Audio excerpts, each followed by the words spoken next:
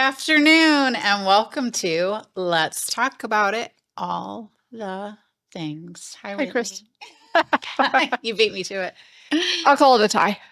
So we got really snowed in today. Oh, jeez. I literally just got done with my driveway and ran here. Wow. So I feel like I look like a mess, but... You don't. Okay, You that's look good. amazing. Yeah, that was brutal. Yeah. It was heavy, wet snow. Thick and really wet snow. And I'm probably stuck in the back parking lot, so Whitney's going to have to push me out later. Yeah, so. they just started plowing the parking lot and didn't get far enough over to our door. No. It's a good thing there's a Jeep out there. I Right? know. I know. Chris, get a 4x4. I know, right? Jeez. But my cute little Equinox doesn't really like the snow very much.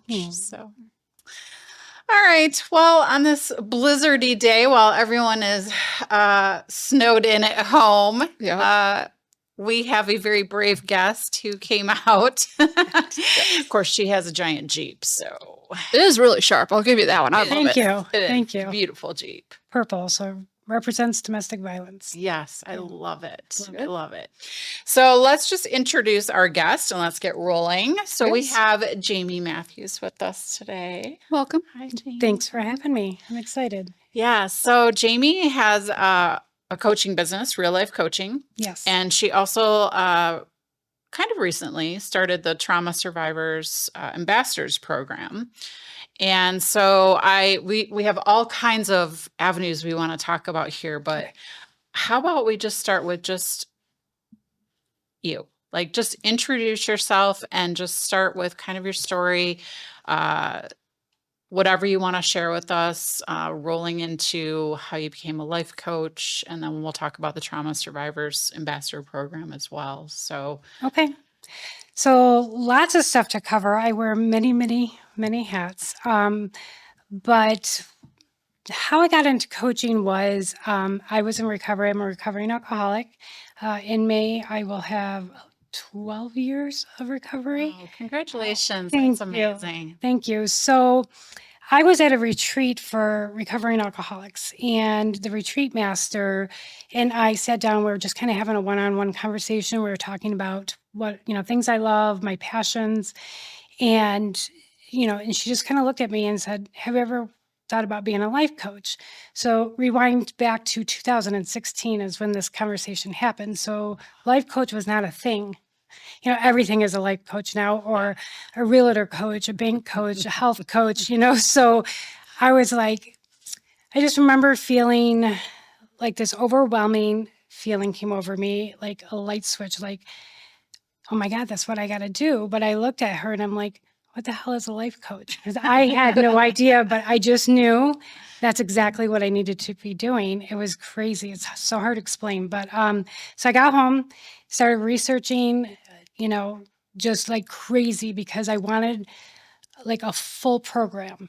There's programs you can go on and 24 hours have a certificate, but I wanted all the training because I was, in the middle of like personal development as well. I was in recovery, like who am I now after that? And so I ended up paying a tuition and signed up for like a 2-year program through IPAC. And it was life-changing for me, literally life-changing. And I knew if I never made a dime off of coaching, I was okay with it, because I used to play victim like nobody else. Like I was the best victim, like poor me, everything was happening to me. And that really taught me, it just gave me a whole new mindset that I could, I have survived so much, but I could thrive as well. And so, so after that, I started real life coaching back in 2000. I started in 2017. So I was just finishing the program because I actually went through it very quickly. It was a self-paced kind of deal. And so, yeah, I've been doing coaching since 2017. Wow. So with your coaching, what kinds of clients do you typically get? Or I guess what kind of life coaching do you do with your clients? Sure. So I'm an empowerment coach. I mainly work with women that have either overcome some sort of trauma, and that could be a divorce, and that they are trying to find who they are after this divorce. It could be a mother that their children have grown up and left the home, and so she's empty nested, and it's like, okay, who am I now? I've been a stay-at-home mom their whole life and want some guidance to open a new chapter for themselves. But I also work with just a lot of people that are trying to find their self-worth and their confidence and boundaries, and just really, and a lot of that comes with trauma, right? Like, to me, trauma, and this is just kind of a newer revelation that I have witnessed, was trauma is not just domestic violence. I've lost my daughter, and I get into that, but that was very traumatic, and that is trauma. And through my Jeep group and stuff, we've done other events for other places, and it's like, that's all trauma. Addiction is trauma. The divorce, a best friend of mine just went through breast cancer. It's very traumatic. So my coaching has evolved. It actually started off because I was working for an industrial contracting company when I was going through school. And so it started off with them. I pitched an idea for them for career development, and I started a whole program within the company, to where I was coaching managers and employees and about communication, goal setting, just those kind of things. And I loved it. But eventually, a couple of years later, the budget got cut for all the training. And then, so that led me more into what I'm more passionate about, and that's working with women and trauma survivors. Life has a fun way of rolling us into what we're really intended to do. Yeah, and I feel like I've lived it. I mean, I went through a divorce. My first husband, the father of my children, got my best friend pregnant when I was pregnant with our second son. Like, I've been through all the trauma, like a lot of trauma, and I lived through it, and I'm excelling and I'm thriving. I know what it's like to be an alcoholic and be at the bottom of a bottle and getting my way out of it through all the shame, through all the guilt. I've gone through, like I said, being a victim to a survivor, and what that path looked like. And so I'm just very passionate about being like, listen, I did it. Like, if I can do it, anyone can do it. Here's how, so it just really evolved more into what I'm more passionate about. So it's not just a job to me. I truly love what I do. Yeah. So do you mind if we step back a little bit into kind of your recovery from alcohol? And how did you decide, or how did that come about, where you were like, because I know we've had other people on the show who've had, addictions to various things, and they all have kind of, I guess, an aha moment. Was there kind of an aha moment for you in recovery, or like? No, that's a great question. And I love that you asked it that way, instead of saying, like, what is your rock bottom? Because I don't believe that anyone in addiction has to have a rock bottom. It doesn't have to be that homeless walking around with a brown bag with a bottle in it. It doesn't look like that. It really was a choice. And I just knew I was a really good person, but I was not able to show up like that. I was just embarrassing myself. I was humiliating myself. I was starting to show up at work with the shakes and lying to people, they're like, what's wrong with you? And I just say, I think I got the flu. And I knew it was because I drank way too much the night before. I'm a very honest person, so that literally weighed on me very heavily. But for me, my quote unquote rock bottom was I got pulled over for drinking and driving. And I went to jail for the night. And that was just the last time that I wanted to be humiliated in that way. And I mean, to say that I quit drinking right then, no. I went right for the bottle as soon as I got out of jail, because I was so embarrassed. And I had to face my family and my friends and my work, because I had to miss work, because I was in jail. So for that whole weekend, I drank heavily. But then when I sobered up from that, I'm like, I really just, I've got to make a change. But I knew, for me, I come from a family of alcoholics. So I knew it was all or nothing. And so I knew that I had to quit completely. And as we talk and you get to know me more, you'll realize anything I do, I dive into fully. Like I don't do anything half-ass. And so I put myself through rehab. I wanted to do the whole thing, the 90 meetings in 90 days. And it was all before it was even court ordered. It was like, I need to build an army of support. I need an army of tools because I think going in it alone doesn't do anyone any favors. So I just did everything I could to learn about it and to find coping skills. But yeah, it was more of I was just embarrassed to look in the mirror. Like I just knew there was more of me. I was a single mom with 3 kids. I knew it was affecting them. But I was a stay-at-home mom before the divorce for years. And my husband could be very controlling.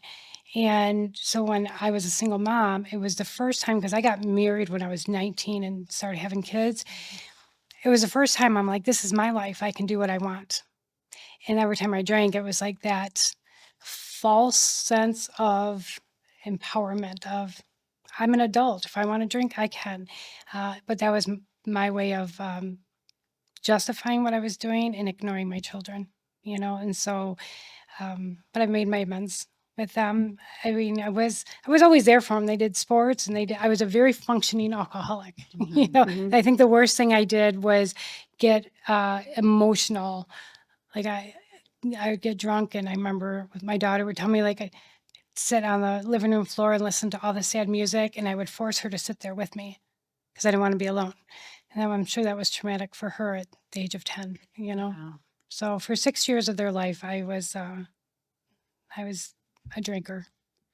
Can you define functioning alcoholic to everybody that's listening or watching? Because I know that throws people off sometimes when you say, I'm an alcoholic, but I'm a functioning alcoholic. Sure. No, that's a great question. And I think it looks different for everybody, but the fact that I could take care of my kids, take them to sports, take them, work a full-time job, pay my bills, I could put on that facade that everything in life is great.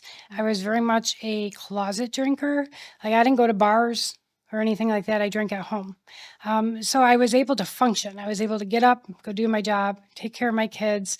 They didn't go without because of it, to where I wasn't drinking and going on binge drinking for 3-4 days, missing a week of work, all of that stuff. So I was functioning until I wasn't. Yeah, so you were essentially still living your normal life. Yes.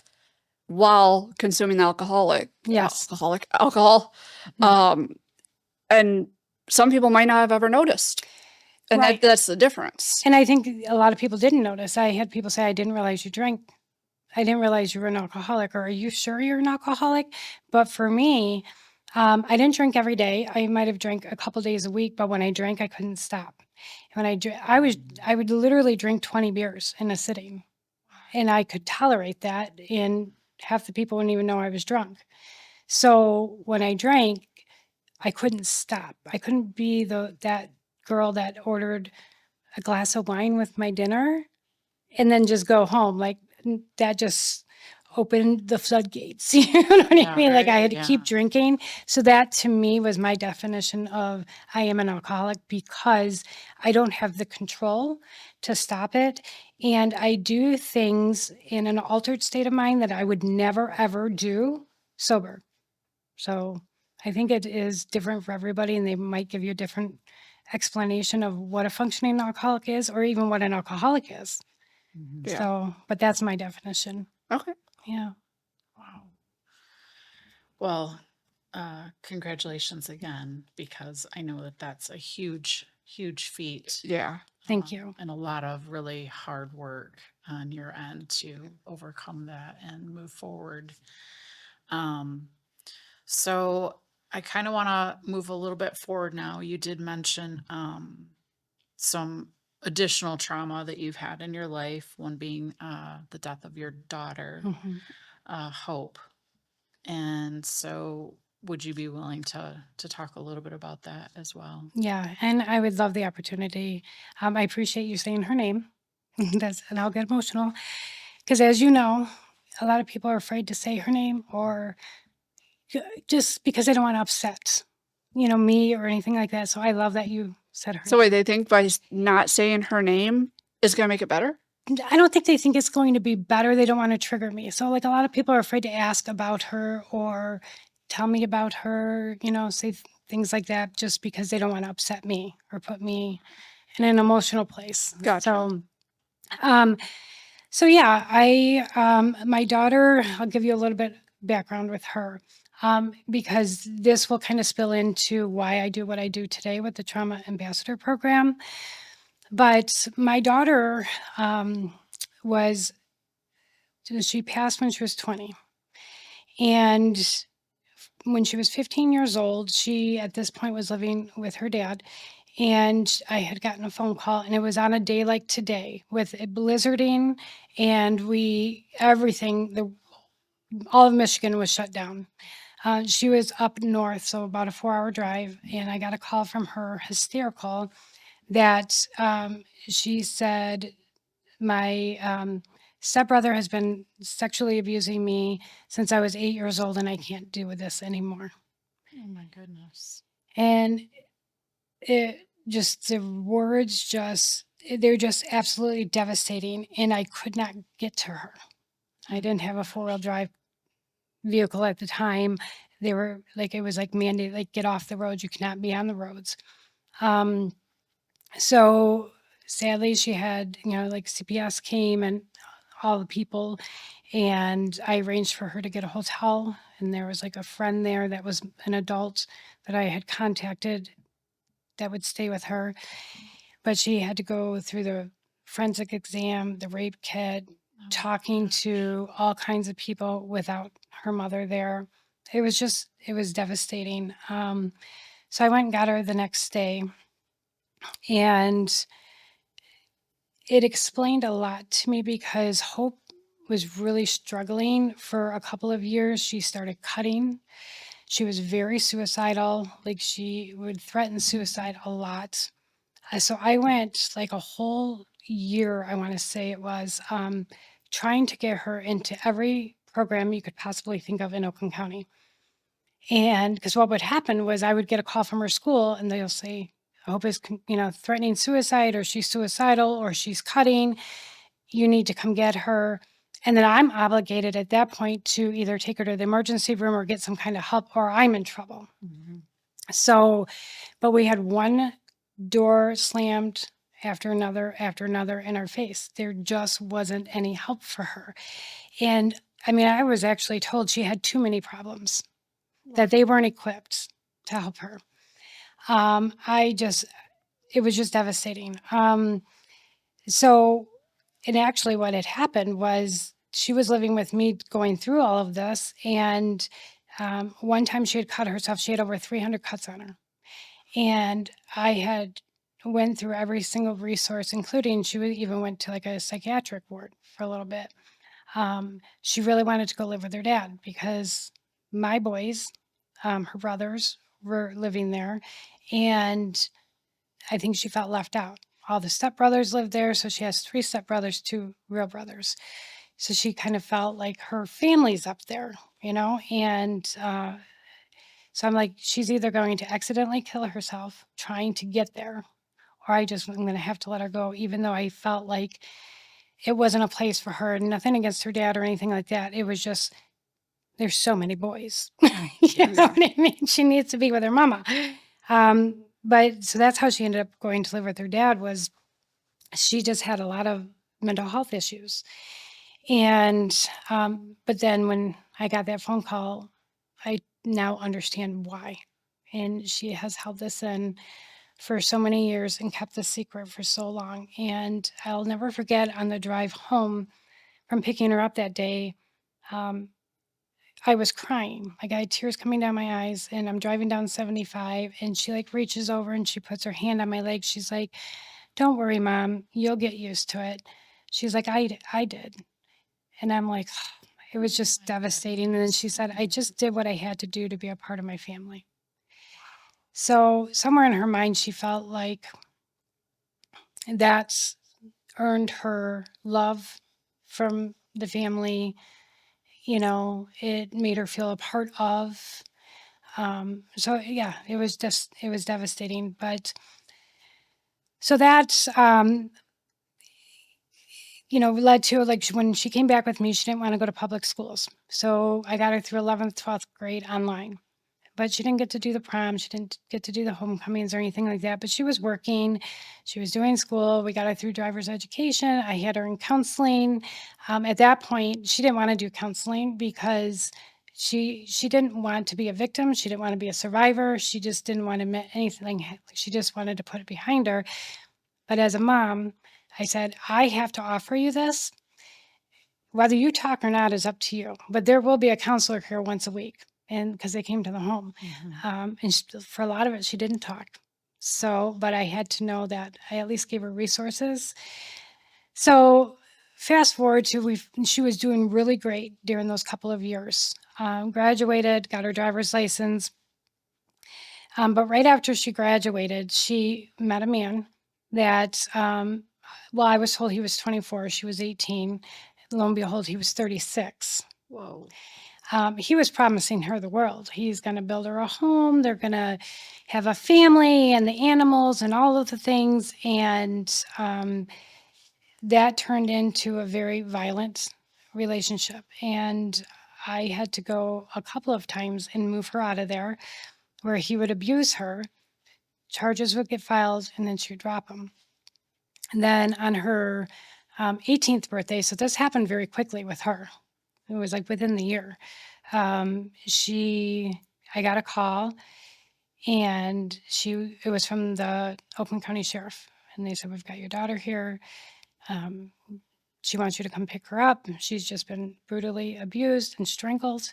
She needs to get to the hospital, but she's refusing an ambulance. So I had to go get her, and this man had beat her pretty badly and strangled her. And luckily she was able to get away, but she was like, he had ripped clothes off of her, and she was running down the street in the neighborhood, half naked and screaming for help.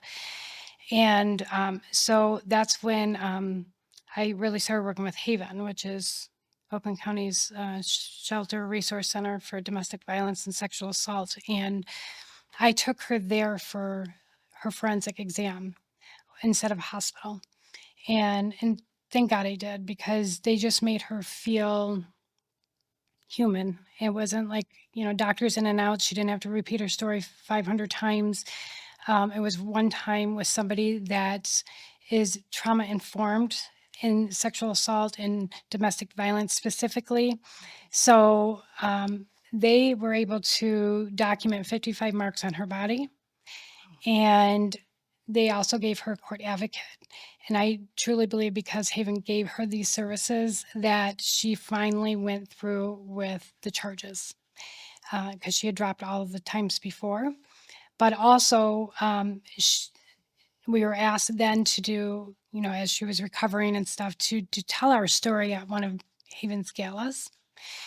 So we did. And she, I did the speaking, but she was there. And shared her story. And while doing that, they were doing like little interviews with her. And in that interview, she had said that this guy had found another girlfriend already and was abusing her. And she was reaching out to my daughter. And my daughter said, I just think she's where I used to be, where I was too scared to go with the charges. So her main mission was to get him behind bars, because she thought it was the only way to get this man away from this new girl. She didn't even do it for herself. She did it for the next victim, which to me was just astonishing. But sometimes, when you've been through the abuse that my daughter has been through, you don't have that self-worth. You don't have that. You don't feel like you deserve justice or any of that. You feel it's your fault. You feel guilty. You feel shamed. So she did it for the next girl. And so her and I started speaking publicly and we called it the Hope and Jamie Show. So, and it was set up like a talk show, and where we had like a host that would ask us questions, but they would bring out the whole story, because we went like full circle. I've been in domestic violence situations. I struggled with addiction. but I made it out on the other side. But now my daughter, because this man also introduced her to drugs. She was a child of an alcoholic, right? She went through sexual abuse, she went through domestic violence, and she was kind of coming out on the other side of it. And so we used to go around and do these seminars for people. And in fact, we went back to that retreat where I learned to, I was told you should be a life coach. And I was a retreat master for the whole weekend. And we did the show there.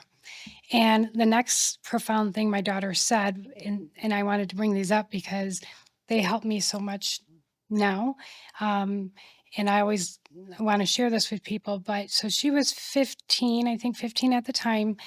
Her stepbrother was getting ready to be sentenced. And a lady in the audience asked my daughter, said, "Are you going to feel like you got justice or closure when he gets sentenced?" And at 15, she looked at this lady and she said, "No."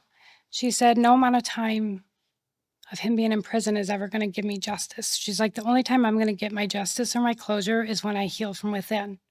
I about fell off my chair. Wow. I was like, I looked at her and I'm like, wow. And we got in the car and we're driving home and I'm like, "Do you even realize what you said?" And she's like, "What?" And I'm like, I repeated it to her and she's like, "Yeah." And I'm like, "But do you understand what that means? That means that you're not giving your power away. You're not putting your healing and your closure in the judge's hands. Mhm. So no matter what he does, it's not going to affect you.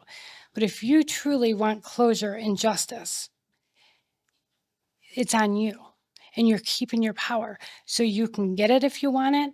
And if you do, nobody can take it from you." I'm like, that is such a powerful tool. And I just remember she looked at me, she's like, "Well, hell yeah, I did." Like she had no power. And she's just like, "Yeah, I did."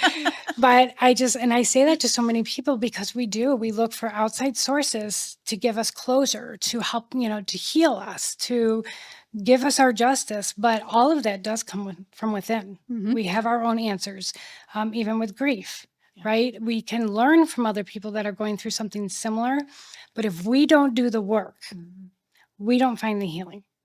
And so, so that's, so my daughter had, to me, a lot of unhealed trauma. And she used drugs and alcohol as a coping skill, which understandably, she had some really dark things that she was trying to mask, and a lot of anger and a lot of shame, a lot of guilt. And, so unfortunately, the way I word it is that she died from unhealed trauma. And when she died, I had just gotten a phone call she had met some people. And within 3 weeks, I get a call from those people and they just said, "Your daughter's dead." And they left it on my voicemail. Oh my goodness. It was terrific. I mean, it was horrific.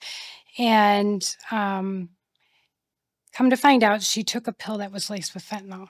Oh, But there was always questions because the day she passed, she put on her Facebook that she was in a relationship with this man that she had just met. The other person was his ex-wife, and that's who had called me. And she had just put on Facebook that day that she's the happiest she's ever been, and she changed her status to be in a relationship with him. And then, like, literally 3 hours later, she's gone. And they're telling me it was suicide. And all these other people that knew them were saying, "No, the ex-wife, was jealous of her. Wouldn't be surprised if they gave this to her." So there was a lot of different theories going on. There was a full investigation, and I'll keep you from all the details, but it was a very upsetting, degrading, devaluing experience because my daughter died with drugs and alcohol in her system. She was treated like she had no value, which meant my loss had no meaning as well. So I heard things like, "Well, your daughter did drugs. What did you expect was going to happen?" Oh my No. God. And another one was, because I said, even if it was suicide, because there was also suicide notes that we found in some paperwork. Didn't know if she wrote it that day. Didn't know if it was even her handwriting. My motherly instincts tell me it was. And, but what I was kind of going for with the investigation is, where did she get these? Who's selling those? Because I found out another man, the guy that gave her these, also died like the day before, day after my daughter did. I'm like, so whoever gave her these drugs has killed 2 people. How are we going to find that person? And I was met with, like her exact words were, I don't know, ma'am, I don't do drugs. And it was infuriating because if we are trying to combat this fentanyl overdose epidemic that we're in, we've got to start seeing people as human beings. And I don't care if they show up addicted to drugs and alcohol. It is a mask for trauma, and they are human underneath that, and all of their lives matter. And so after my daughter passed about, I was really good at being my own coach, my own internal coach, and I didn't go down the grief or the guilt or the what ifs or the shame. I really am like, I'm not going to go down the rabbit holes that are going to get me nowhere. I was really good about doing that. I threw myself into my Jeep group because I also run an all women's Jeep group. And we were doing a lot of events at the time. So I kind of threw myself into that. I threw myself into my coaching business. And I had all this like energy going through me. And it was like rage. It's hard to explain. It was like rage, but I wasn't angry. It was just a lot of energy. And I'm like, I don't know what to do with all this energy. And I'm like, I wanted to fight for my daughter. I wanted to fight for what was right. But I'm like, who am I fighting? Am I fighting addiction? Am I fighting domestic violence? And she has so many. Am I fighting mental health and the lack of it, the lack of accessibility to it? Like, what am I fighting? And I was saying that to a friend one time, and she said, Jamie, if anyone can fight them all, it's you. And I was like, okay, well, excuse me, like challenge accepted, because she's right. And because again, when I pour myself into something, I go all in. But this is going to be maybe sound weird to some, but it's the honest to God truth. I have my daughter's urn on my mantle, and I often talk to her like after my husband goes to bed, and my phone stops beeping or ringing, and I just said, Hope, I'm like, I don't know what to do. Like, I have all of this energy. Like, what do you want me to do? How can I honor you and keep your legacy alive? Like, what am I supposed to be working on? And I'm not kidding you when I tell you Trauma Survivor Ambassador Program came to mind, but all in the same thought process. I knew exactly how the program was going to work, what it stood for. I knew I was going to have an apparel line that was going to help other nonprofits that are already established, that help trauma survivors. I knew I was going to start having like either a podcast or some kind of communication with trauma survivors that are at a point where they can share their story, because I believe the more we talk about it, the more we heal. And so that would be a way to help heal other trauma survivors that even maybe can't get any type of, mental health resources or anything like that. I just knew exactly how the program was going to run. It was insane. It was just like, and I woke up the next day and I started it. It was just like, oh my gosh. And it just keeps building and building and building from that. So that's when that program started. And it is in her honor. And it's because, you know what? Why do I have to just work on one trauma? Because again, trauma shows up in all things. It shows up in divorce. It shows up in loss, in grief. It shows up in abuse. It shows up in when you are told that you are diagnosed with cancer. Your whole life changes. I went to an event for an organization called Wheels in Motion, and they help anybody with like a disability. But they were like paraplegic, and there was an officer and he was shot, and now he's in a wheelchair. And I'm like, that is so traumatic, right? So I'm like, all of these traumas. But the interesting thing about trauma is we all have to heal, and healing kind of follows the same guidelines, right? And healing to me is a lot of grieving, and it's going through the cycles of grief, just as it is as if you lost a loved one. But when you get diagnosed with cancer, you're going to get angry. You're going to be in denial. You're going to finally be at acceptance, and then where am I going to go? Who am I now?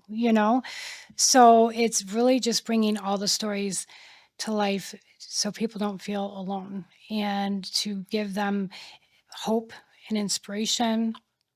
And because some people might not be ready for help, but just hearing somebody's story like this podcast that you do is, you never know who's going to hear it and go, oh my gosh, there's my answer.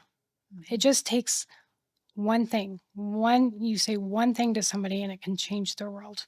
Yep. So yeah, that's how the trauma program started. I call it TSAP. So I have an apparel line. And what that does is I have all kinds of sayings like, unshame yourself. My trauma does not define me. Survive to thrive. So a lot of conversational starters. Again, so maybe someone's walking behind you or in front of you and reads this, and that's exactly what they needed to see that day to help them in their healing journey. But the great thing about that is 10% of everything purchased goes to a nonprofit organization like On a Dragonfly's Wings. So I partnered with, like right now I have 5 nonprofits that I work with, and they each represent a different trauma.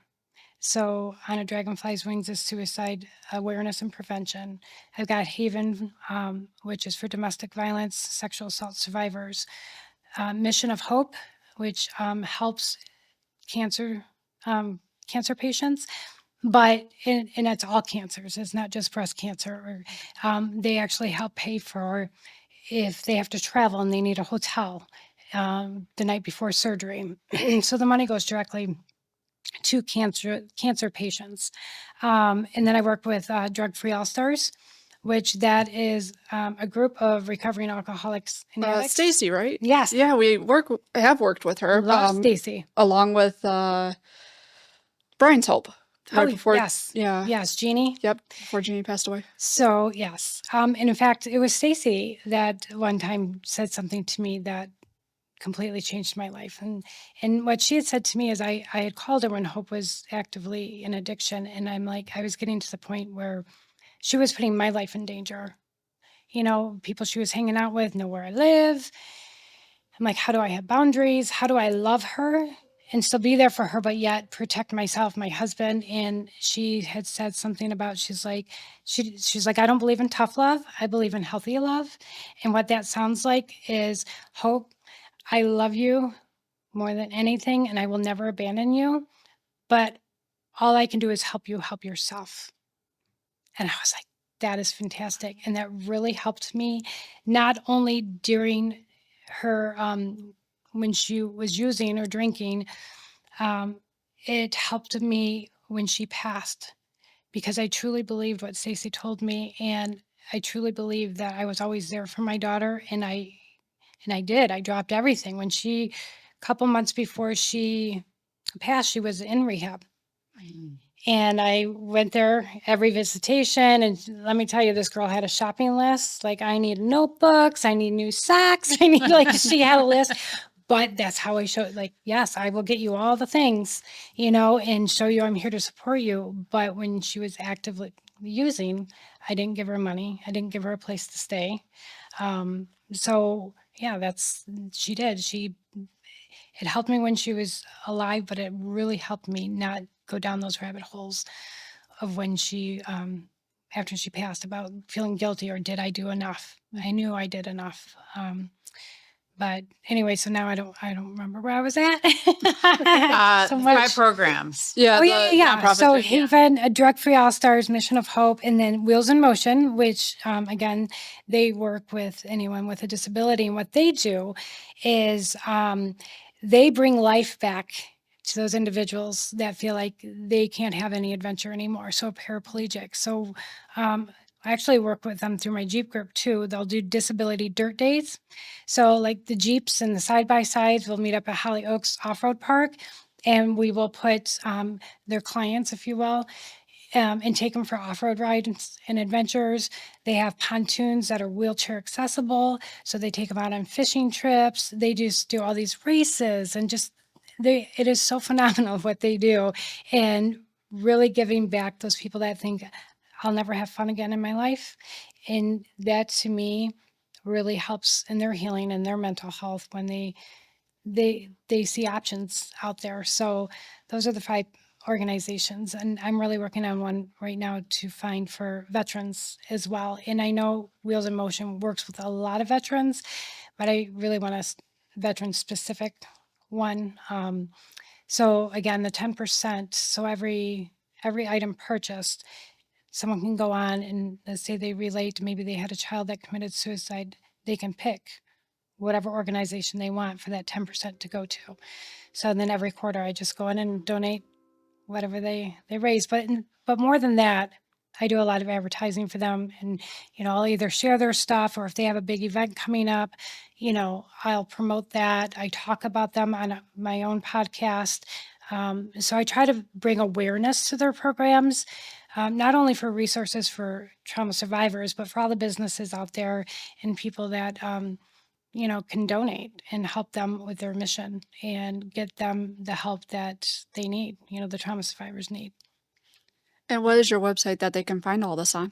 It's www.reallifecoachingllc.com. And I'm on Facebook, which is just Real Life Coaching, all of them, Instagram, TikTok. It's a full-time job, social media. It is true. Yes, it is a full-time job. Let's take a quick time out to talk about our amazing sponsor of Let's Talk About It, Town Mortgage. Founded in 1982, the Town Mortgage family of companies has more than 40 years of experience in the mortgage industry. They are passionate about their customers, their company, and the communities they serve, as Town is actively involved with many nonprofit organizations. Their community outreach initiatives are not just a side effect of their business, it's at the heart of it. They are first and foremost a local lender. However, their commitment extends beyond outreach to the products they offer. And On a Dragonfly's Wings is proud to be one of the many charity partners associated with Town Mortgage. As a full-service lender, they manage every aspect of home financing in-house. Because their process is consultation-driven, they have the unique opportunity to educate borrowers each step of the way. By forging these relationships, they ensure their confidence and security from application to closing and beyond as they service most of the loans they originate. This means a lifelong commitment to borrowers. Their business is not fueled by sales, but by their desire to provide solutions tailored to clients' financial futures. For more information about Town Mortgage, please visit Town, Towne, Mortgage, MORTGAGE.com. Thank you, Town. Yeah, and on the coaching website, there's a trauma survivor ambassador tab, and then the collection store where they can go in and purchase some apparel. It has its own tab too. So, and I'm always looking for ambassadors. So I have probably 20 some ambassadors right now, and what they basically do is nothing costs money. They just kind of commit that they're going to talk about trauma on their social media. They're going to talk about healing, that they're going to be vulnerable and heal out loud, if you will. They always are a guest on my podcast if they want to be, but it's just getting more people talking about it and that make themselves available. If a trauma survivor wants to reach out, like, hey, I have a couple of them that they just had very toxic family relationships. That is traumatic. Mm-hmm. And that can definitely affect you in adulthood, right? And we're just now getting to where we're accepting that parents can cause a lot of trauma. I know I caused my kids trauma. So maybe someone else sees her story and it's like, I'm going to reach out to her because she can relate. Mm-hmm. That's why I love having the diversity of the different types of traumas. I'm always looking for ambassadors and individuals to come on the podcast, but also organizations that are out there. So like just another way to get the awareness out there that they even exist. Because when I was looking for resources for my daughter, it was very difficult. And I've done a lot of advocating for Haven, mainly because, well, I used them myself 30 years ago. Ugh, I just aged myself. but but I was sexually assaulted by a friend's father in high school, and my mom took me to Haven, and I got counseling through there. So they've been a part of my life for a very long time. But so it's just getting information out there and giving um, trauma survivors an opportunity to heal and meet up with other people that have similar stories. I don't believe that anybody completely understands what you're going through. Like Chris, you and I both lost a child to suicide, right? And I don't understand what you're going through, and I'll never pretend to be. And I think that's really important when we're working with trauma survivors, is to never say, I totally understand what you're going through, because you don't. Everything has different circumstances. We see things through different lenses. So it's just being there and to be able to use like my story, my trauma, my daughter's legacy, her trauma, to guide and assist and say, this is what worked for us. This is what didn't work for us too, know? So yeah, lots of things to be proud of with that program. And my newest thing that I'm doing right now is, and I'm super excited about, is I'm working on a registry, like a resource registry, to where all organizations that offer any type of support, so whether it's a support group, counseling, shelter, financial assistance, legal assistance, they're just going to fill out a form, and it's going to go over to a spreadsheet. And then in that spreadsheet, you can literally organize it by, let's say my friend's daughter is going through something. My friend can go on there and go, okay, domestic violence, and it'll line it up, all the resources that have signed up under domestic violence, and all their information is right there. Wow. Instead of it just being, trauma specific, this will be available for all traumas and all resources, all in one spot. And so it's not even just for someone that is needing them themselves, but it is for loved ones, that, because that's such a devastating place to be, is having a loved one go through trauma and you don't know how to help. And a lot of times you can't help. Mm-hmm. But simply having resources at your fingertips, that when they're ready, that you're like, boom, here they are, makes you feel like you're at least helping. Yeah. You're doing something. And I can tell you, when I was looking for like rehab for my daughter, I called 60 places in 2 days all over the United States and could not get her into one. Oh my goodness. But I felt so defeated, and I was angry, and I was sad, and I was all of the emotions that I couldn't imagine being in addiction. I'd call one place and be like, I'm done. It wasn't meant to be. I would have given up. Yeah. But also for family members and loved ones, it's very frustrating to not know who to reach out to. And back again to Haven, as much as the work I do for them, you think that they're widely known. All the time I hear, what is Haven? Yeah. I had no idea it existed. And it's like, man, so that's my mission on top of everything else, is to get those out there. Yeah. I feel like sometimes it's the fact that, what doesn't personally affect us or touch us, mm-hmm. we just aren't aware, yeah. Right? I mean, I'll be quite honest, before Nikolai died of suicide, I didn't know anything about it.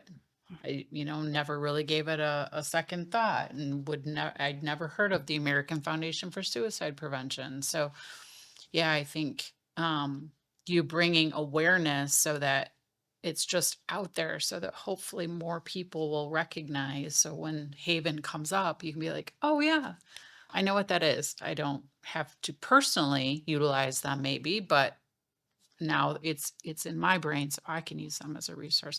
Mm-hmm. And I love that you're putting together this registry. What an extraordinary resource That's a whole new for world. people. It Yeah. is. I mean, oh my goodness, just for anybody to utilize, that's amazing. I love that Yes. you're Yeah. doing that. Thank you. I just think it's so important, again, to have those resources readily available at the time, because when you're going through something traumatic or very hard, it's hard to be hopeful. It's hard to be resourceful. It's very difficult to to feel like there's any answers. So to me, having this exist really helps with that. And that you can look at this whole list and be like, wow, there is a lot of help out there, when it really feels so alone, Yeah, you know? for So, sure. yeah. Wow. Well, thank you. Yeah, that, I I mean, mean, there's so much to unpack. Yeah. yeah, that, Unpack there that Yeah. it's a lot. crazy. But thank you for sharing your story. That, Yeah. I mean, I'm honored to be here and just to have the opportunity, because like me, I may be a coach and I may run this trauma program in a Jeep group, but I just realized recently, I don't know if this is the same for you, but as time goes on, my grief gets harder. And I'm really hoping that that changes eventually. But I think my first year I was in shock. And then my second year, I threw myself into the trauma program, the coaching in my Jeep group.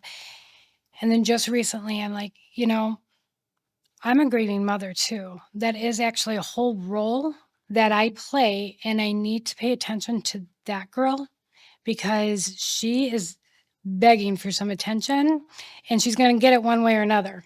So you better start finding some space for her.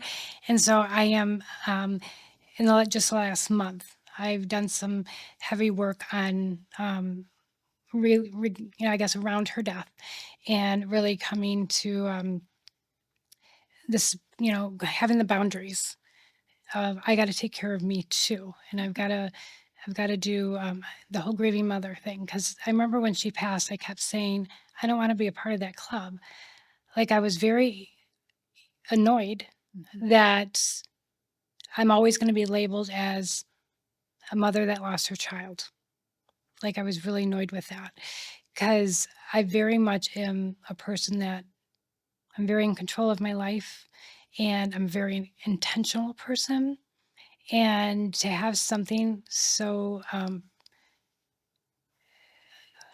hurtful, painful, dramatic, uh, tragic happen that was completely out of my control, changed my life, was really, I don't even have the word for it. It was infuriating. It's like, it just seems like my friend that has cancer right now, she felt the same thing. Like, I didn't ask for this, but now I have all these appointments and I have to do this and I have to heal from it. And it's very frustrating. Like, yeah, I didn't ask for this. So yeah. So this is just, it was a great opportunity to be able to come here and to share about my daughter, and what we're doing to keep her legacy alive, and to keep, her sayings, her little quotes, and, and like going back to when she interviewed with Haven, and saying, I'm doing it for the next survivor. That's what my daughter did. And so that's what I'm going to do. I'm going to do whatever I can to help the next survivor. And she was a survivor and she was helping the next one. So that's really the guts of the program. Yeah. I love that. Thank Her you. legacy. There's her legacy. And she was always loud and proud. And so the program will be very loud and proud as well. So yeah. That's awesome. Well, if you have a chance, actually, whether you do or you don't have an opportunity, just do it. Go out and just follow. do it. Just do it. No, Just you don't go have out an and option there. follow Real Life Coaching. Anna Dragonfly's Wings is a recipient of her Trauma Survivors Ambassador Program. We appreciate you including our organization in that. And I do agree that it's not even about the funds coming in. It's more about the awareness. And you do post so much about all the organizations, and it's so appreciative just you putting the word out there about all of us and kind of what we do and what we stand for. So make sure that you give Real Life Coaching a follow. Go out and look at the Trauma Survivors Ambassador Program. Shop if you'd like. But Christmas is coming up. yes, it is. But more importantly, help us by sharing some of the things that Jaime puts out there, because it's extraordinarily important to bring awareness to all of these organizations doing good in the world. So Yes. Yeah, and you can find my podcast on YouTube and Spotify, and it's Survive to Thrive Warrior Voices. And I'm really trying to build that and getting those stories out there because, like this, it will Awesome. just more people are hearing it, the more we're helping, right? so give that a follow too. Give that a follow, or any organizations. I'm going to be posting the link to add your organization to that resource Excellent. document. So make sure if you have an organization that helps, Awesome. get on that document. Well, thank you Fantastic. so much, You're Jaime, welcome. for coming on and Yes. sharing so much. And we'll catch you. On the flip side. This podcast is presented solely for educational and entertainment purposes. We are just your friends. Whitney and I are not licensed therapists, and this podcast is not intended as a substitute for the advice of a physician, professional coach, psychotherapist, or other qualified professional.